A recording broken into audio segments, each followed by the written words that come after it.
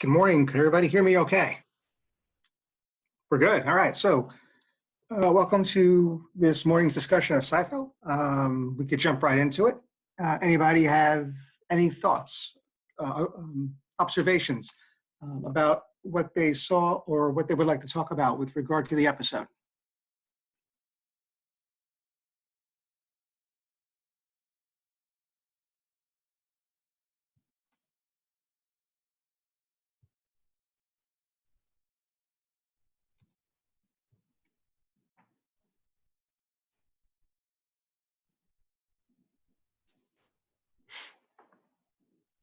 Anybody want to pick a particular character to start with?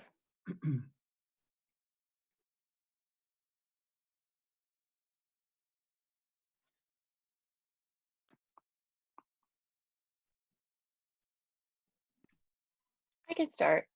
Um, so I think I made a few notes about Kramer, and I actually don't know his friend's name. I think it's something with an M. It's like Newman? Newman. Okay, close enough. So I think kind of their shared interactions, I kind of think of as like a shared psychosis, like a manus virtu. I never can pronounce the French word for it. That they're like they're both sharing in this delusion that they have this like excellent idea and nobody else seems to interact with the people with the it's like a tuk-tuk or something like that. So what we're discussing here is shared psychotic disorder, the French term, which I don't think you have to actually recall, because if it will be used on an exam, especially an exam like the shelf exam, is likely to be in parentheses, and that is folie à deux. This is a condition where there is an individual with a pre-established mental disorder, psychotic, suffering from a delusion. And at this time, if you're going to look at this particular episode as a case study, any guess on your part, any thought about which of these two individuals might actually have that pre-established delusion? So I certainly think Kramer is like the pre-established delusion, and then Newman is like feeding into that shared delusion. Okay, so the idea of shared psychotic disorder really doesn't address then what Kramer's primary illness is. What shared psychotic disorder really captures is that it's an individual, in this case it would be Newman, who is in close context with Kramer, begins to develop aspects of Kramer's delusional system. And for us, that would mean the fixed belief about the rickshaw business, or whatever you want to call it, with regard to what they're doing in New York. So that's the general theme here. If that is the case, there are a couple things that usually come up in standardized exams pertaining to shared psychotic disorder, pertaining to folie à deux. Any guesses, any thoughts, anything that you've seen in maybe board review that comes to mind with regard to characteristics, certainly characteristics that students can be tested on? Number one is that the delusion in the second case, and that would be Newman, is usually milder, if you will. It's not as severe. It may not be as functionally impairing as it is in the index case. The other thing that often comes up is that individuals with this condition, or at least the relationship, usually is established in someone who is of a superior position, usually a parent.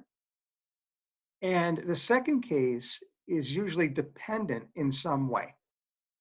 So if this turns out to be shared psychotic disorder, it may tell us a lot about Newman's relationship with Kramer. And the truth is that more times than not, when these two friends get into trouble, when we see functional impairment as a result of their behavior, and that includes their shared behavior, it is Newman who is usually the partner in crime, if you will.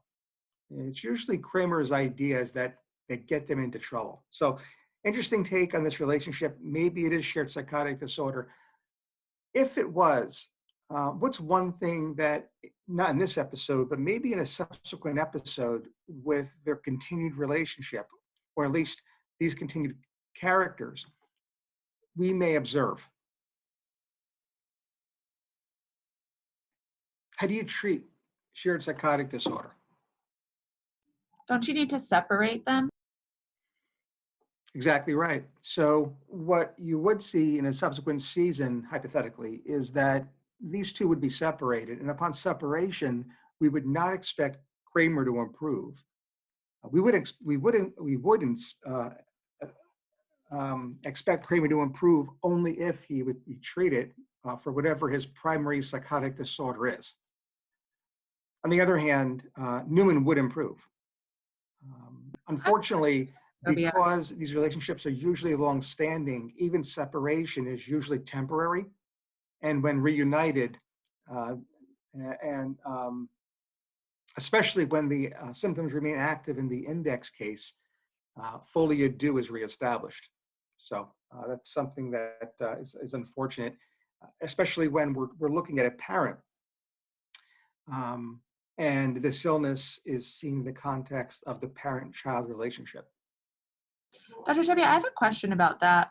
So while Kramer does seem to be the one who has the initial delusion, it does seem like Newman is actually the one who is a little bit more dominant. Like when they're taking, when the two of them end up with the rickshaw, Newman is the one who ends up sitting in it while Kramer is the one driving it. And you can kind of tell from the beginning of the reaction, like the interaction, that it was always going to go that way. That is true. That is true. So let me, from a pure diagnostic perspective, provide the opinion that I don't think this is shared psychotic disorder. It certainly is a relationship, and there's a subplot in this particular episode that allows for the discussion um, of this illness. But this is not shared psychotic disorder. I think shared psychotic disorder is something that in one way is a little bit overblown, but from a different perspective, and that's the perspective, the actual dynamic itself is largely underrepresented. And I can get to that in just a little bit. Um, Beyond this episode, I mean, this is a pre-established relationship. I mean, these two have known each other for a while, AKA previous seasons. The trouble they get into is usually, again, more as a partner than it is an established slash subordinate or dependent. And largely because of that, and therefore, and consequently, because of the role that Newman really plays, it really does go against, as per your observation, a true shared psychotic disorder. So more of a prompt to discuss the illness, but it does fall somewhat short of truly diagnosing folie à deux or shared psychotic disorder. This type of process, this dynamic, may occur in groups beyond the dyad. So 3 people, folie à trois. Still shared psychotic disorder. The French name does change. It could occur in families.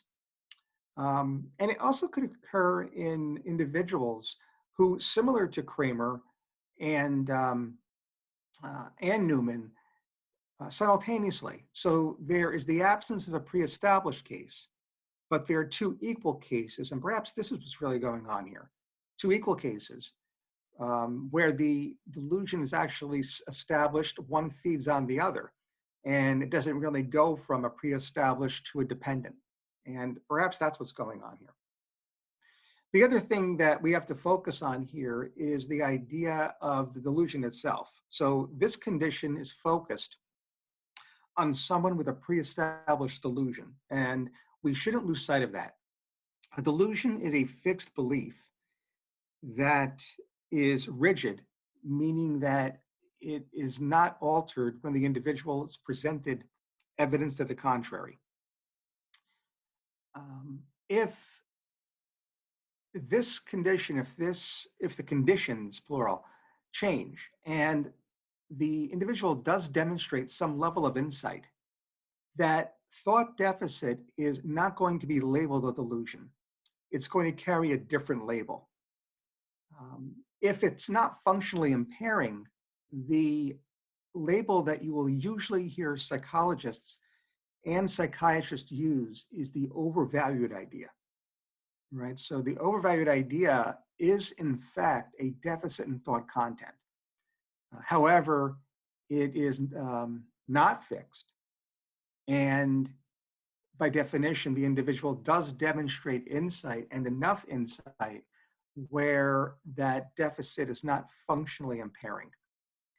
Think of the overvalued idea as the complete opposite spectrum, or on the complete opposite side of the spectrum relative to the delusion.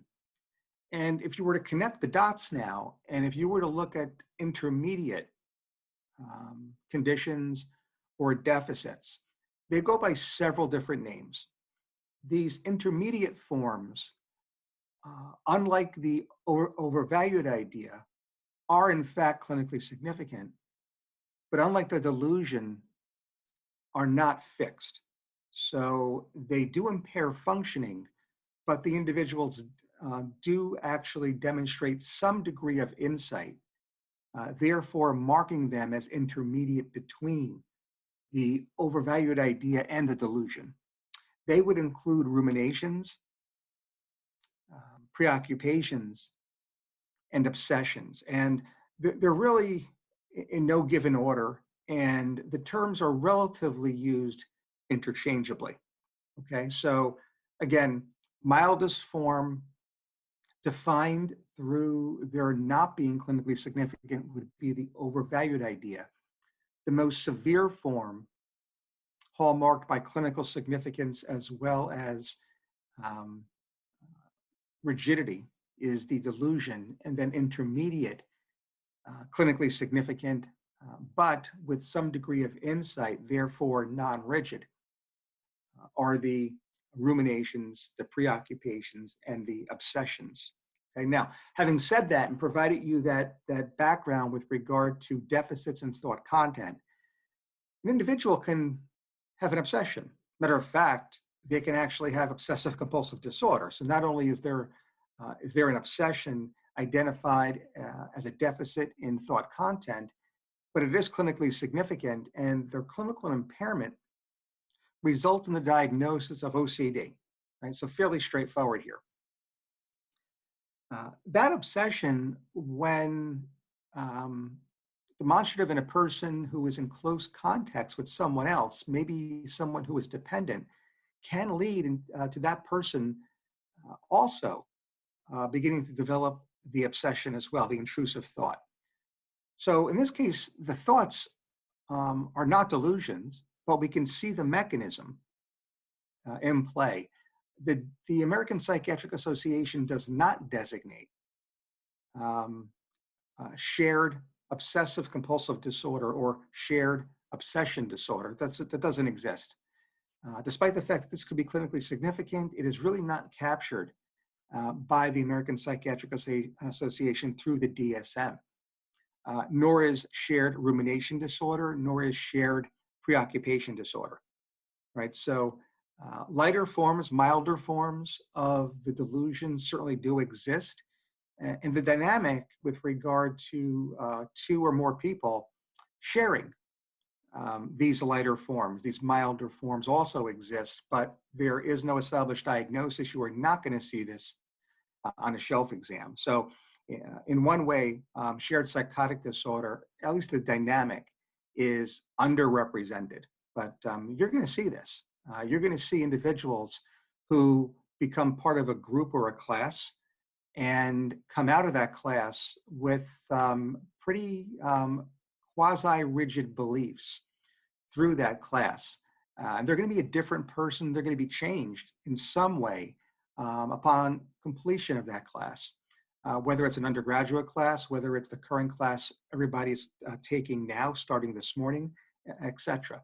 So And of course, I could use the class outside of academics too. Shared non-psychotic disorder, if you will. So it's a very, very prevalent mechanism. All right. Any other thoughts with regard to Kramer and Newman? Any other characters? We want to talk about any other behaviors you identified as interesting? Well, I'd definitely say that one of the kind of the themes in this episode is like defiance of social norms and rules. Certainly is a hallmark characteristic of what disorder? Antisocial. Right, and I think that's where we would need to start with regard to describing, or at least making sense of Uncle Leo's behavior, right? Antisocial personality disorder, and in a flashback or a dream of Jerry's, where Uncle Leo is doing pull-ups, there is an allusion to a film called Cape Fear that is about an individual not only with antisocial personality disorder, but likely psychopathy. And there's a bit of a difference between these two terms. One is a clinical diagnosis. Antisocial personality disorder has set criteria that, if reached, diagnoses. It's a diagnostic term. It diagnoses a mental disorder. It diagnoses mental illness. Psychopathy is not quite there. You will not be able to look in the DSM and look at and find, or look for and find, diagnostic criteria for psychopathy. So it is not a clinical diagnosis. It is it's a clinical term. The difference is that, at least the consensus is that psychopathy is a more severe form of antisocial personality disorder. And unlike antisocial personality disorder, which in and of itself is very difficult to treat, psychopathy is considered to be even more treatment resistant. Individuals with psychopathy do not need, despite the fact that they may often have, they do not require the diagnosis of conduct disorder prior to the age of 15. And then, above all else, there are some signs and symptoms that are used to describe psychopathy. In the Hare Behavioral Inventory, Hare, H-A-R-E, was the forensic psychiatrist that identified this variant, if you will, of the antisocial personality that distinguish it from the antisocial personality disorder. And I'll post those signs and symptoms on Instagram later today. Right? The idea there is that if you look at the actual checklist, if you will, of psychopathy, it contains a lot of bullets that overlap with the antisocial personality. But it also contains bullets that are not part of the definition of the antisocial personality. And that's where the idea comes, or at least that captures the idea, that psychopathy is a more severe form or variant of antisocial personality disorder. Right, so that's Cape Fear in a nutshell.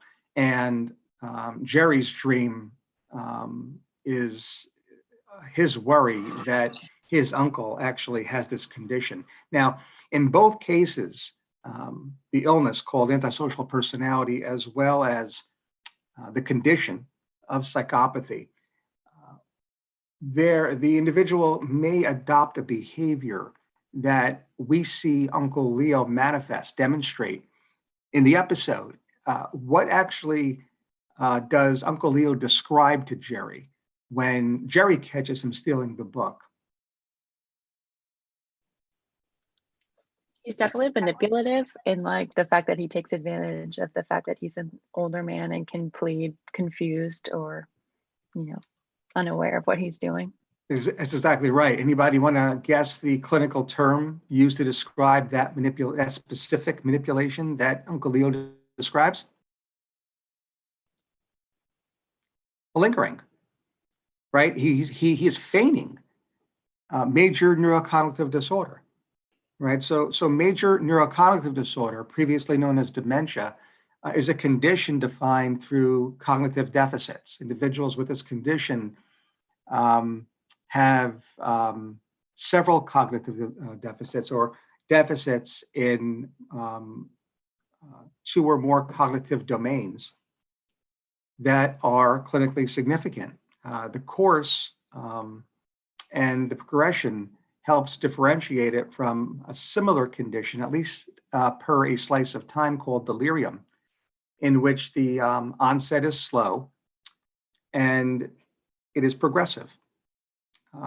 Delirium, on the other hand, is acute in onset and fluctuating. But that's major neurocognitive disorder. Now, very quick background, just so you can get the checklist. Dementia or major neurocognitive disorder is a condition we usually introduce through a Stephen King novel called Duma Key. I'm not going to get into the novel in any real depth, but Duma Key highlights a character, Edward, who sustains a significant traumatic brain injury when a crane falls on him, right? He's the owner and operator of a construction company, self-made millionaire, and during work, there is a significant accident resulting in traumatic brain injury, or TBI. He survives the incident. Unfortunately, he has severe neurocognitive deficits and is diagnosed with dementia by Stephen King, right? Major neurocognitive disorder, secondary to TBI. He retires and he convalesces for the rest of his life on an isolated island in the Florida Keys called Duma Key. So I'm not going to get into the actual story anymore. Certainly some very, very concerning things begin to happen in his new home. But Edward Fremantle should be your fictional case, and you could look it up on Wikipedia. It has not been adapted to film. But never forget how he sustained, or what the etiology is of his major neurocognitive disorder. It's a crane accident. And the acronym CRANE, C-R-A-N-E, will be helpful with regard to remembering those different cognitive domains. Two or more rule in for the condition. So that would include communication, such as language. That would include recall, which is a required deficit. So it's recall plus any of the others. A is activity, so difficulty with motor tasks, activity. And that has to include the individual actually having normal motor function, so it can't be due to a myopathy. N is naming objects. Naming objects. That's why we ask people who are confused to name a pencil and a watch. And the E is executive functioning, being able to plan, executive functioning. So CRANE, those are your DSM diagnostic criteria for major neurocognitive disorder. One other thought about this illness, it has a milder form, and it's actually called mild neurocognitive disorder. And one of the reasons why I want to bring this up is beyond the obvious, which is that it is a milder form, hence the name. The word mild is operationally defined by the individual demonstrating cognitive deficits that are not clinically impairing. And we only see this one other time in the entire DSM, that is a disorder that is actually defined through not being clinically impairing. So to differentiate between major neurocognitive disorder, the milder form is operationalized by there not being functional impairment. If there is any functional impairment, what you think might be just mild should be diagnosed as major neurocognitive disorder. By the way, what is the other illness in the DSM other than mild neurocognitive disorder that is literally defined through its not being clinically impairing? It's hypomania. Right? Hypomania's differentiation from mania is both quantitative as well as qualitative. Quantitatively, it is not 7 days. Mania is. Qualitatively, it is not clinically impairing. Mania is. So if an individual is presenting to you in a full-blown manic-like episode and they've been demonstrating behavior for 3 days, your medical opinion should be that this is likely mania. If we wait long enough, it is likely mania due to the fact that there must be intervention, or it is my medical opinion to intervene at this time because of functional impairment, right? In the DSM, the American Psychiatric Association notes that mania must be 7 days or there must have been intervention. So in someone with a full-blown manic episode who is demonstrating signs and symptoms of mania for 6 days and 23 hours who then gets treatment, you're diagnosing mania. Okay? You're not going to really look at that 7-day marker, that threshold, as written in stone. Right? So hypomania, both quantitative as well as qualitative, and that qualitative difference is shared. And with the neurocognitive disorders, it's self-differentiating, mild from major neurocognitive disorder. But you know what? For Uncle Leo, this is not even a question. He has neither, right? He is absolutely verbalizing to his nephew that he is faking it. And he's faking it for a reason that's an external incentive. And because of that, he's going to be diagnosed with malingering. And malingering in this case may be in the context of a larger disorder, at least through Jerry's perception, called antisocial personality disorder, if not psychopathy. Dr. Tobia, I thought it was interesting that Jerry's parents remarked how he had priors, which would lead me to think that maybe there was a bit of a history of some of this like antisocial behavior. Could be.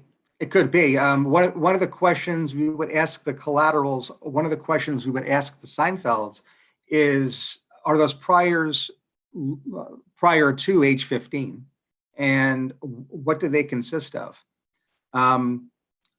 They made a comment that it was a moment of lust or a crime of lust. I actually forget their exact words.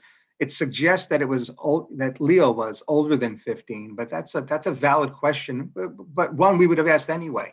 But now at least we know who to ask, right? We're going to ask his sister and his brother-in-law about these priors. Mm-hmm. Any other thoughts?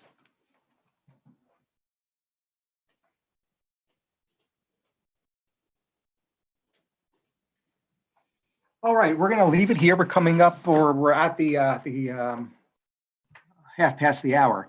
What I just want to leave you with as a teaser for today's noon lecture, our noon presentation, is the subplot of Elaine Bennis and what she has to endure.